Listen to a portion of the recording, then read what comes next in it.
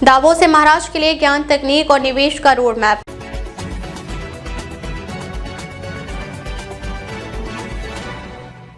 नमस्कार, मैं अंजना और आप देख रहे हैं एसपी न्यूज स्वर्णिम प्रदेश। आइए एक नजर डालते हैं आज की बड़ी खबर पर।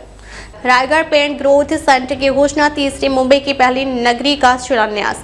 स्विट्जरलैंड में आयोजित वर्ल्ड इकोनॉमिक फोरम यानी WEF की वार्षिक बैठक के अवसर पर महाराष्ट्र के मुख्यमंत्री देवेंद्र फडणवीस का दावोस दौरा राज्य और देश के लिए ज्ञान, प्रौद्योगिकी तथा प्रत्यक्ष विदेशी निवेश आकर्षित करने की दिशा में एक महत्वपूर्ण पहल के रूप में सामने आया है। दौरे के दूसरे दिन तीसरी मुंबई की पहली नगरी के रूप में रायगढ़ पेंट ग्रोथ सेंटर की औपचारिक घोषणा की गई। मुख्यमंत्री देवेंद्र फडणवीस ने कहा कि दावोस जैसे वैश्विक मंच से केवल पूंजी निवेश ही नहीं बल्कि ज्ञान और तकनीक के माध्यम से उद्योगों को दीर्घकालिक आधार मिलता है। इस वर्ष शहरी नियोजन, परिवहन प्रबंधन और नवाचार आधारित क्षेत्रों में वैश्विक संस्थानों के साथ ठोस संवाद और रणनीतिक समन्वय संभव हुआ है।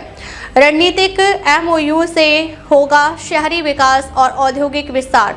दावोस में महाराष्ट्र सरकार ने वैश्विक प्रतिष्ठा वाले शैक्षणिक, तकनीकी और परामर्श संस्थानों के साथ कई रणनीतिक समझौता ज्ञापनों यानी MOU पर हस्ताक्षर किए। इनमें यूनिवर्सिटी ऑफ कैलिफोर्निया यानी Berkeley, technical university of Munich, urban futures collective यानी लंदन, ICCI यानी इटली, अलोंग से ट्यूनिंग इंस्टीट्यूट, नॉर्वेजियन जियो टेक्निकल इंस्टीट्यूट तथा सिंगापुर के सोबाना जुरोंग शामिल है। इन समझौतों से शहरी नियोजन, परिवहन, अवसंरचना और स्मार्ट सिटी विकास को अंतर्राष्ट्रीय विशेषज्ञता का लाभ मिलेगा। मेडटेक सहयोग से अंतिम छोर तक स्वास्थ्य सेवाएं राज्य के अंतिम नागरिक तक गुणवत्तापूर्ण और त्वरित स्वास्थ्य सेवाएं पहुंचाने के उद्देश्य से मेडिकल टेक्नोलॉजी पर विशेष सत्र आयोजित किया गया। इसमें महाराष्ट्र की स्वास्थ्य सेवाओं की विस्तार और आधुनिकीकरण का रोडमैप तय किया गया। साथ ही मेडटेक स्टार्टअप्स के लिए एक सशक्त इकोसिस्टम विकसित करने हेतु वैश्विक कंपनियों के साथ सहयोग समझौते किए गए।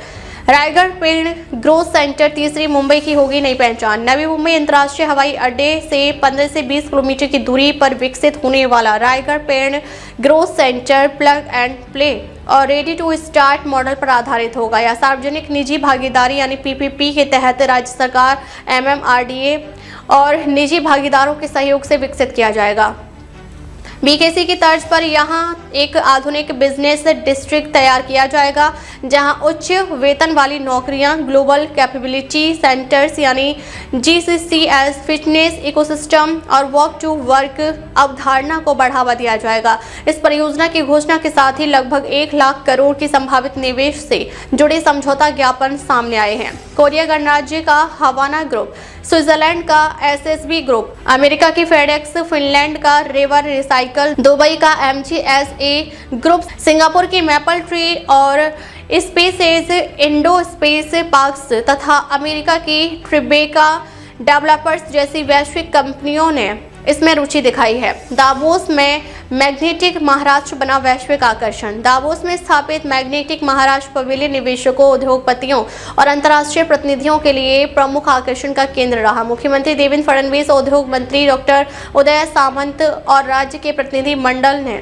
आगंतुकों का स्वागत किया। इस अवसर पर केंद्रीय रेल मंत्री अश्विनी वैष्णव से भी मुख्यमंत्री ने इंडिया पवेलियन में मुलाकात की। मुख्यमंत्री फडणवीस ने विश्व बैंक अध्यक्ष अजय बंगा के साथ महाराष्ट्र में ग्रीन इंडस्ट्रियल कॉरिडोर, बरमूडा के प्रधानमंत्री डेविड बर्ड के साथ समावेशी विकास, हुंडई के अध्यक्ष सुंग किम के साथ EV नीति और नए मॉडलों JBIC यानी जापान के साथ हरित अर्बन मोबिलिटी AP मॉलर, मार्क्स के साथ लगभग 20,000 करोड़ के निवेश तथा फिनलैंड के साथ सर्कुलर इकोनॉमी पर अंतर्राष्ट्रीय सम्मेलन की संभावनाओं पर विस्तृत चर्चा की। इसके अतिरिक्त इजराइल इनोवेशन अथॉरिटी, HP इंटोरा एनर्जी और MIT मीडिया लैब के साथ AI, स्वच्छ ऊर्जा और उन्नत तकनीक पर सहयोग वार्ता हुई। अब तक ले बस इतना ही, फिर मिलते हैं एक ऐसे ही बड़ी खबर के साथ। अब तक ले नमस्कार और देखते रहिए SP न्यूज स्वर्णिम प्रदेश।